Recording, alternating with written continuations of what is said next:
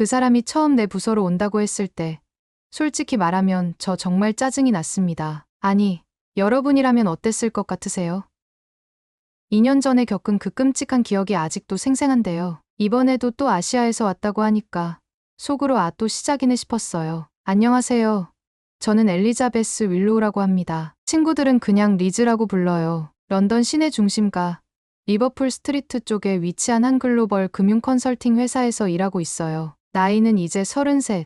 커리어로는 어느 정도 성공한 편이라고 자부하고 있습니다. 제가 맡은 포지션은 프로젝트 매니저입니다. 주로 대기업의 구조 조정, 리스크 관리, 그리고 기업 인수합병 M&A과 관련된 업무를 총괄하고 있어요. 스트레스 많죠. 근데 그런 걸 이겨내고 성과 내는 데서 희열을 느껴요. 그래서 전 항상 업무에 있어선 냉철하고 완벽해야 한다고 생각해요. 그런 태도가 저를 이 자리까지 끌어올린 원동력이었고요. 저희 가족은요, 전형적인 중산층 영국 가정이에요. 아버지는 고등학교 교사셨고 어머니는 간호사셨어요. 지금은 두 분 다 은퇴하시고 코츠월드 근처에서 조용히 지내고 계십니다. 오빠 한 명 있는데 잉글랜드 북부에서 변호사로 일하고 있어요. 저희 가족은 다들 굉장히 원칙적이고 예의 바른 걸 중요하게 여기는 그런 사람들이에요. 그래서일까요? 저는 늘 타인에게 실망하지 않으려고 노력해요. 특히 회사에서 만나는 동료들에게는요. 근데 그게 깨졌던 게 딱 2년 전이었어요. 그때 중국에서 파견된 남자 직원이 저희 팀에 합류했거든요. 처음엔 너무 반가웠어요. 저도 다양한 문화와 배경의 사람들과 일하는 걸 좋아하는 사람이니까요. 근데 그 사람은 정말 상상 이상이었어요. 미팅 시간에도 매번 늦고 항상 이상한 냄새가 났어요. 하루는 책상 밑에서 라면을 끓여 먹고 있더라고요. 진짜로요. 전 회사에서 그런 걸 본 적도 들어본 적도 없었어요. 가장 충격적이었던 건 한 번은 고객사랑 미팅이 있는 날이었는데 그가 와서 양말을 벗고 다리를 의자 위에 올려 앉더라고요. 영국 비즈니스 매너에서 절대 있을 수 없는 일이에요. 그때 저는 너무 화가 나서 그날 바로 인사팀에 정식으로 보고했어요. 그리고 그 프로젝트는 결국 저 혼자서 다시 다 정리해야 했고요. 그 일로 팀원들의 신뢰도 많이 잃었고 저는 정신적으로 정말 큰 상처를 입었어요. 그 일이 있고 나서부터 저는 무의식적으로 아시아 남성에 대한 편견을 갖게 되었어요. 특히 동아시아 솔직히 말하면 중국, 일본, 한국 다 비슷하게 느껴졌어요. 물론 그런 편견이 옳지 않다는 건 알고 있었어요. 하지만 그 상처는 그리 쉽게 사라지지 않았어요. 그러던 어느 날이었습니다. 회사 내부 메신저에 인사팀에서 보낸 공지가 올라왔어요. 신규 파견 인력 안내 이민준 한국 HQ. 문서엔 깔끔한 이력서가 첨부돼 있었어요. 서울대학교 경영학과 졸업,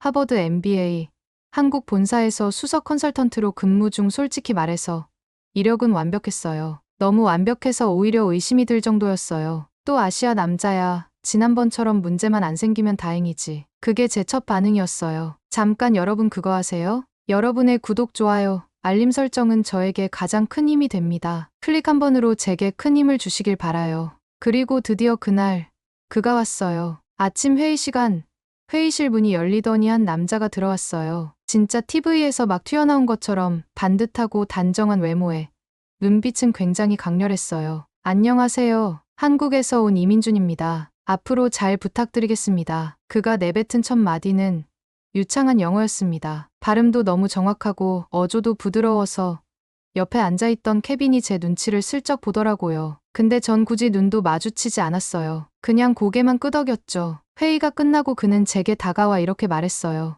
혹시 오늘 프로젝트 관련해서 시간 괜찮으시면 잠깐 미팅할 수 있을까요? 정중했지만 저는 딱딱하게 대답했어요. 나중에 일정 확인하고 메일로 답장 줄게요. 그렇게 그의 첫날은 지나갔고 전 그저 시간 문제일 뿐이다라고 생각했어요. 곧 실망하게 될 거라고. 그가 진짜 어떤 사람인지 곧 드러날 거라고 말이죠. 하지만 그날 이후 제 예상은 조금씩 어긋나기 시작했어요. 처음엔 그저 단순한 착각일 거라고 생각했습니다. 일머리가 조금 있는 거겠지 하며 마음속으로 스스로를 설득하려 했어요. 하지만 몇 주가 지나도 그는 실수 한 번 하지 않았고 오히려 제 예상을 뛰어넘는 결과를 내놓기 시작했어요. 민준 씨는 단순히 일만 잘하는 사람이 아니었습니다. 그는 회의 중에도 항상 핵심을 정확히 짚었고 누군가 놓치는 부분이 있으면 날카롭지만 결코 무례하지 않게 정리해줬습니다. 회의록도 기가 막히게 정리해서 모든 팀원이 이해하기 쉽게 만들었고 영어도 완벽하게 구사했어요. 한 번은 내부 보고서 프레젠테이션을 준비해야 했는데 저는 워낙 완벽주의자라서 자료 하나 수정하는데도 시간을 오래 들이거든요. 그런데 그가 만든 초안은 제가 예상했던 것보다 더 치밀했고 심지어 고객사의 니즈까지 반영돼 있었어요. 그 즈음부터 저도 모르게 그를 관찰하게 됐습니다. 일하는 자세나 시간 관리,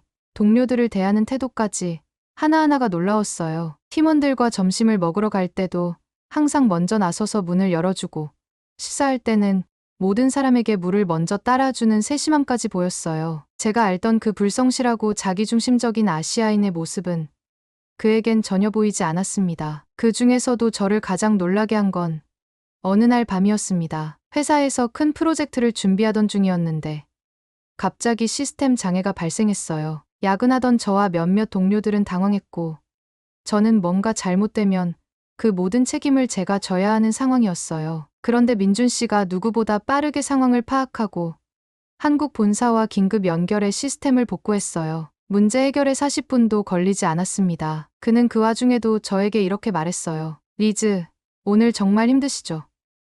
제가 더 도와드릴 수 있는 거 있으면 언제든 말씀 주세요. 그 순간 저는 그에게 감정이입을 하기 시작했어요. 혹시 이 사람, 내가 생각한 그런 사람이 아닌가?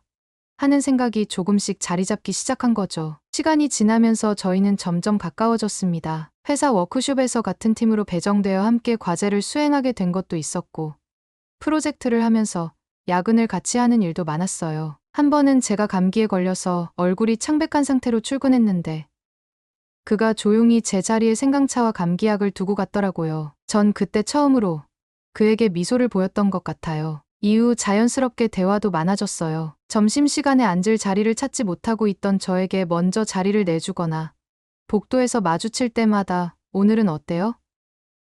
하고 진심 어린 눈빛으로 물어보는 그 모습이 인상 깊었어요. 저희는 서로의 문화에 대해 이야기를 많이 나누었어요. 그는 영국에서 일하면서 느낀 점들을 솔직하게 이야기해줬고 저도 그에게 한국에 대해 궁금했던 것들을 물어봤습니다. 유머 코드도 은근히 잘 맞았고 음악 취향도 비슷했어요. 그는 클래식 음악을 좋아했고 저도 피아노를 배우던 시절이 있었거든요. 그런 대화 속에서 우리는 서로를 더 깊이 이해하게 되었고 어느새 서로를 바라보는 눈빛도 달라졌습니다. 결정적인 순간은 어느 늦은 밤 프로젝트 발표를 성공적으로 마친 뒤였어요. 저희는 근처 펍에 들러 맥주 한 잔을 했는데 민준 씨가 조심스럽게 말을 꺼냈어요. 리즈, 나는 당신이 처음에 날 어떻게 생각했는지 알아요. 하지만 이제는 조금은 나를 다르게 봐줬으면 해요. 그 말이 제 가슴에 이상하게 와닿았어요. 맞아요. 저는 처음부터 그를 색안경 끼고 봤어요. 그는 그걸 다 알고 있었는데도 저에게 상처 주지 않으려 조심조심 다가왔던 거죠. 그리고 그날 저는 제 감정에 솔직해지기로 했습니다. 나도 이제는 당신을 다르게 보고 있어요.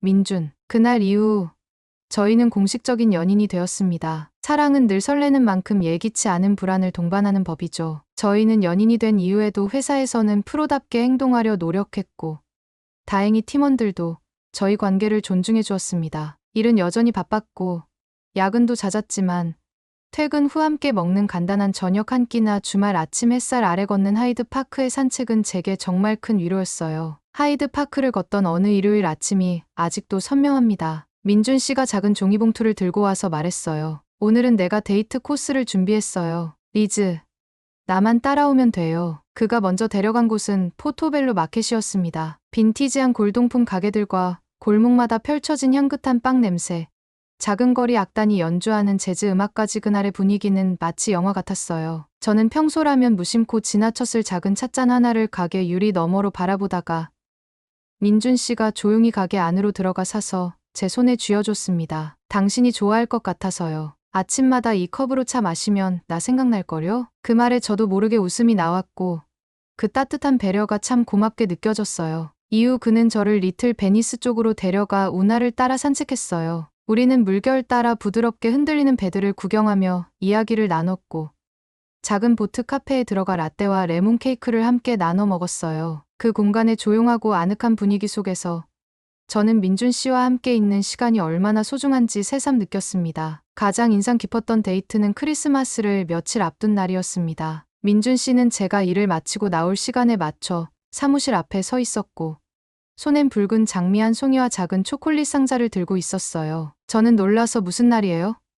라고 묻자 그는 씩 웃으며 말했어요. 그냥 리즈가 있어서 좋은 날이에요. 그날 저희는 윈터 원더랜드가 열리는 하이드 파크로 갔어요. 눈처럼 흩날리는 인공눈 아래에서 회전목마를 타고 코코아를 마시며 겨울밤을 함께 보냈죠. 민준 씨는 사탕수수를 손에 든 채 아이처럼 눈을 반짝였고 저는 그의 그런 순수한 모습에 반해버렸어요. 그날 밤 우리는 아이스크림을 먹으며 웨스트민스터 다리를 걸었고 런던 아이의 불빛 아래에서 손을 맞잡았어요. 그 순간 저는 속으로 확신했어요. 이 사람과 함께라면 어디서든 괜찮을 거라고요. 이렇게 우리 사이에는 추운 런던의 겨울도 따뜻하게 녹일 수 있을 만큼 소중하고 잊을 수 없는 순간들이 차곡차곡 쌓여갔어요. 그러던 어느 날 민준 씨가 중요한 이야기를 꺼냈습니다. 한국 본사로 복귀 명령이 떨어졌다고 했어요. 처음엔 아무렇지 않은 듯 들었지만 마음 한켠이 먹먹해졌습니다. 그는 진지한 표정으로 제게 말했어요. 리즈, 나 한국 돌아가야 해. 하지만 혼자 돌아가고 싶지 않아. 저는 잠시 말을 잇지 못하고 그저 그를 바라봤어요. 그리고 이어진 그의 말에 제 심장은 세차게 뛰기 시작했습니다. 같이 가자. 한국에서 우리 함께 살자. 결혼하자. 당황스러우면서도 기뻤어요. 하지만 동시에 불안감이 피어오르기 시작했죠. 한국. 제가 잘 알지도 못하는 나라. 그저 뉴스나 다큐멘터리, 가끔 직장 동료들 입을 통해 전해 들은 그곳에 제가 정말 살 수 있을까? 더 큰 문제는 제가 갖고 있던 편견이었어요. 솔직히 말하자면 저는 한국 사회가 무척이나 보수적이고 유교 문화가 여전히 깊이 남아있다고 생각했어요. 특히 시댁 문화에 대한 이야기들은 저를 더욱 망설이게 만들었습니다. 온라인 커뮤니티에서 본 외국 여성들의 고충, 명절마다 새벽부터 시어머니와 전을 부쳐야 한다는 이야기, 결혼하면 여자는 집안 사람이 되어야 한다는 그런 말들 솔직히 겁이 났습니다. 민준 씨도 제 마음을 눈치챈 듯 했어요. 그리고 조심스레 제안했어요. 리즈, 너한테 한국을 보여주고 싶어. 내가 말로 설명하는 것보다 직접 느끼면 달라질 거야. 그렇게 저희는 2주간의 한국 여행을 계획했습니다. 일정은 서울에서 시작해 경주, 부산, 그리고 그의 고향인 강원도까지 이어졌어요. 이번 여행의 목적은 체험보다는 이해였기에 민준 씨는 흔한 관광지를 배제하고 그가 직접 추억이 있는 혹은 꼭 보여주고 싶은 장소들로 여정을 짰습니다. 서울에서의 첫 일정은 망원동이었어요. 망리단길이라 불리는 작은 골목에는 감성적인 카페와 수공예 상점들이 줄지어 있었고 곳곳에 고양이가 앉아있는 모습이 인상 깊었어요. 우리는 빈티지 가게에서 1980년대 한국 잡지를 구경하고 좁은 골목 안쪽에 숨겨진 작은 책방에서 커피 한 잔과 함께 시간을 보냈어요. 그곳의 주인 아저씨는 영국 문학에 관심이 많아 저와 셰익스피어 얘기를 나누었고 민준 씨는 흐뭇한 얼굴로 제 옆에서 통역을 도와줬습니다. 그 다음 날 우리는 서울 외곽에 있는 북한산 둘레길로 향했어요. 굳이 산 꼭대기를 오르지 않아도 되는 평탄한 숲길이었고 가을 햇살이 나무집 사이로 스며드는 그 풍경은 정말로 평화로웠어요. 길 중간에 작게 흐르는 계곡물에 손을 담그고 민준 씨가 도시락에서 김밥을 꺼내줬을 때 저는 정말 영화 속 장면처럼 느꼈어요. 그는 말했죠. 서울도 이런 조용한 자연이 많아요. 꼭 보여주고 싶었어요. 서울의 마지막 날은 익선동 한옥 골목에서 보냈습니다. 관광객은 드물었고 우리는 조용한 전통 찻집에 들어가 국화차를 마셨어요. 노랗게 피어난 꽃이 둥둥 떠있는 찻잔을 들고 그는 제게 속삭였어요. 이곳, 당신에게 어울릴 것 같았어요. 경주로 내려가서는 불국사 대신 황리단길을 걷지 않고 첨성대 근처에 있는 작은 자전거 대여소에서 2인 자전거를 빌렸어요. 그리고 유적지보다도 저는 교동법주골목이라는 아주 오래된 양조장 골목에서 시간을 보내는 게 정말 인상 깊었어요. 민준 씨는 저에게 전통주인 교동법주를 조금 맛보게 했고 할머니가 직접 담근 도토리묵과 마늘부추전을 사주셨어요. 이게 진짜 경주 음식이에요.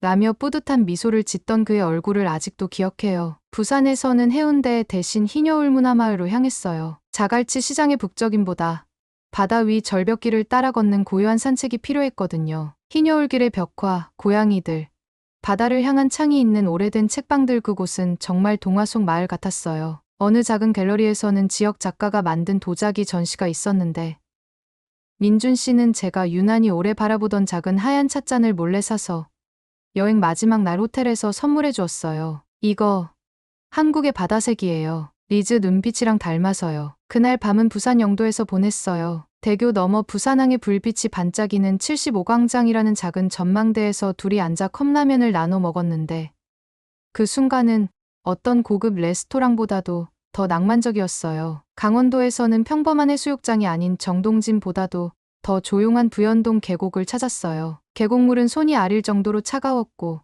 새소리 외엔 아무 소리도 들리지 않았어요. 민준 씨는 어린 시절 그곳에서 여름을 보냈다며 작은 다리를 건너는 법, 물장구 치는 법까지 알려줬어요. 그리고 어느 조용한 저녁, 하조대라는 작은 바닷마을의 언덕 위 카페에서 우리는 함께 석양을 보며 나란히 앉아 있었습니다. 리즈, 나 여기서 아이 키우고 싶어요. 시끄럽지 않고 바다가 곁에 있으니까요. 그 말에 저는 조용히 고개를 끄덕였고 제 손 위로 떨어지는 따뜻한 그의 손길을 느꼈습니다. 여행을 통해 저는 단순히 한국을 본 것이 아니라 민준이라는 사람의 뿌리와 삶의 결을 직접 만지고 체험한 기분이었어요. 그리고 그렇게 저는 더 이상 한국이 낯설지 않다고 느꼈습니다. 오히려 마음의 일부가 그곳에 뿌리 내린 듯한 기분이 들었어요. 그중 가장 인상 깊었던 순간은 민준 씨의 가족을 처음 만난 날이었습니다. 솔직히 말하면 정말 긴장됐어요. 서양 여성과 결혼하겠다는 아들의 선택을 과연 그들이 받아들일까 걱정이 많았어요. 하지만 그 걱정은 집에 들어선 순간 눈 녹듯 사라졌습니다. 민준 씨 어머니는 저를 보자마자 따뜻하게 안아주셨고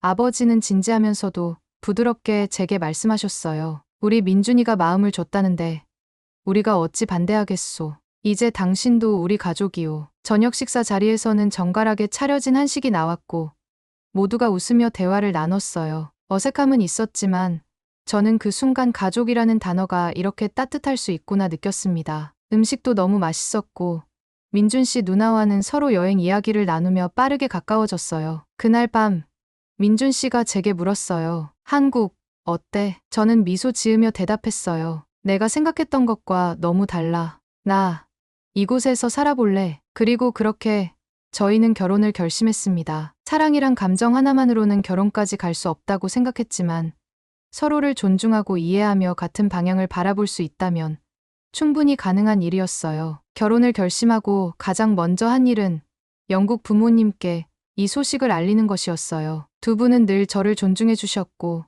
제 결정을 믿어주셨지만 이번만큼은 표정이 무거워졌어요. 한국이라니, 위즈 그건 정말 너무 멀잖니. 결혼도, 삶도, 모든 걸 낯선 곳에서 시작해야 한다는 거잖아. 어머니는 걱정스러운 눈빛으로 말씀하셨고 아버지는 한동안 말없이 저를 바라보셨어요. 민준 씨에 대한 반감이 있었다기보다는 단지 너무 먼 타국으로 딸을 시집 보낸다는 섭섭함과 걱정이 컸던 거였죠. 저는 부모님의 입장을 충분히 이해할 수 있었어요. 외동딸을, 그것도 지구 반대편으로 보내는 일이니 얼마나 마음이 무거우셨을까요. 며칠 뒤 민준 씨는 제게 말했어요. 직접 찾아뵙고 인사드리고 싶어요. 결혼은 두 사람만의 일이 아니라 가족이 함께하는 거니까요. 그 말에 저는 고마움과 동시에 긴장이 되었지만 함께 영국으로 가기로 결심했어요. 그리고 저희는 작은 선물과 함께 부모님 댁을 찾았습니다. 처음엔 약간의 어색함이 감돌았어요. 민준 씨는 조심스럽고 정중하게 인사드렸고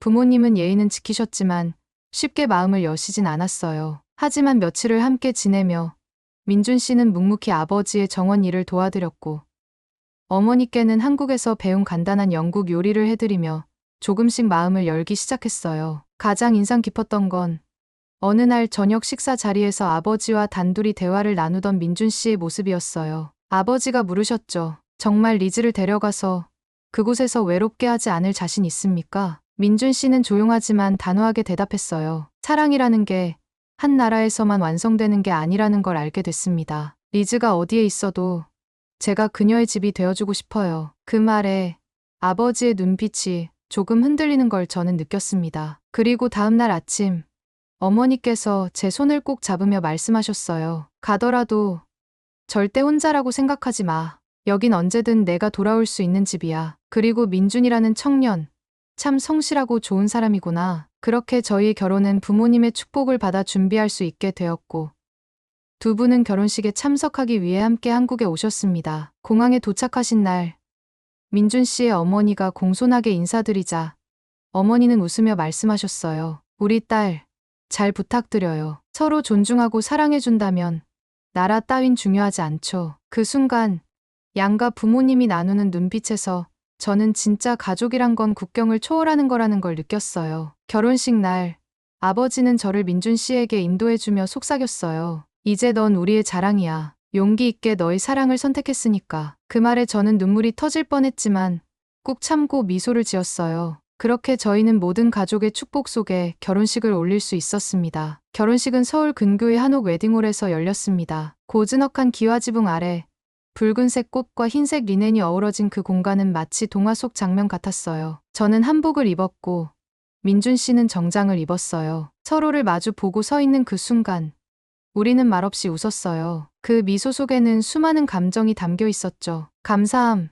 설렘, 그리고 무엇보다 함께한다는 확신이요. 민준 씨의 어머니는 제게 직접 만든 반찬들을 잔뜩 싸주셨고 시아버지는 한 손에 국화차를 들고 한국 생활, 걱정 마시오. 우리가 다 도와줄 테니라며 다정하게 웃어주셨어요. 그런 가족의 따뜻함은 제가 상상했던 한국의 모습과는 완전히 달랐습니다. 저는 늘 유교적이고 권위적인 시댁 문화만을 생각했는데 실제로는 따뜻하고 열린 마음을 가진 분들이 제게 손을 내밀어 주셨어요. 결혼 후 저희는 서울 서촌 근처의 아담한 집에서 신혼생활을 시작했어요. 골목길 사이로 전통 찻집과 빵집이 섞여 있는 동네는 아침마다 참 매력적이었어요. 출근 전 민준 씨와 함께 동네 카페에 들러 따뜻한 아메리카노를 마시며 하루를 시작하는 그 일상은 영국에서의 바쁜 아침 출근길과는 사뭇 다른 분위기였어요. 주말에는 자주 동네 시장에 갔어요. 재래시장에 익숙하지 않았던 저는 처음엔 복잡하고 정신없게 느꼈지만 익숙해지니 어느새 단골 아주머니들이 생겼어요. 어머, 며느리 오늘은 깻잎 필요하지? 하고 묻는 말에 웃으며 인사할 수 있을 정도로요. 회사 생활도 생각보다 빠르게 적응해 나갔어요. 외국인이라고 해서 불편하게 대하는 사람은 없었고 오히려 제가 가진 글로벌한 감각을 존중해주는 분위기였어요. 다만 회식 문화나 상하관계 같은 부분에서는 적응이 조금 필요했지만 민준 씨와 회사 선배들의 도움으로 잘 넘길 수 있었어요. 그리고 어느 봄날이었어요. 저는 퇴근 후 한강공원에서 민준 씨와 함께 자전거를 타다가 잠시 쉬던 중 그가 제 손을 잡고 말했어요. 리즈, 우리 이제 한국에서의 삶을 정말 시작한 것 같아요. 어때요? 여기 살아보니까? 저는 망설이지 않고 대답했어요. 행복해요. 이 나라에서의 삶 생각했던 것보다 훨씬 더 좋아요. 때로는 낯설고 아직도 어려운 순간도 있지만 내가 선택한 이 길이 맞았다는 확신이 들어요. 한국은 제게 새로운 삶의 장을 열어준 나라입니다. 저는 이제 외국인이라는 단어에 너무 얽매이지 않아요. 중요한 건 어디에 있든 누구와 함께 있느냐는 것, 그리고 그곳에서 얼마나 진심을 다해 살아가느냐는 것이니까요. 혹시 지금 이 이야기를 듣고 계신 누군가가 한국이라는 나라에 대해 두려움이나 편견을 가지고 있다면 저는 조심스럽게 말하고 싶어요. 직접 보고, 느끼고, 경험해보세요. 생각보다 훨씬 더 따뜻하고 생각보다 훨씬 더 아름다울 수 있으니까요. 지금까지 제 이야기를 들어주셔서 정말 감사합니다. 혹시 여러분도 한국에서의 특별한 순간을 경험하셨다면 댓글로 꼭 공유해주세요. 그리고 이런 따뜻한 이야기들이 더 궁금하시다면 좋아요와 구독, 알림 설정까지 부탁드릴게요.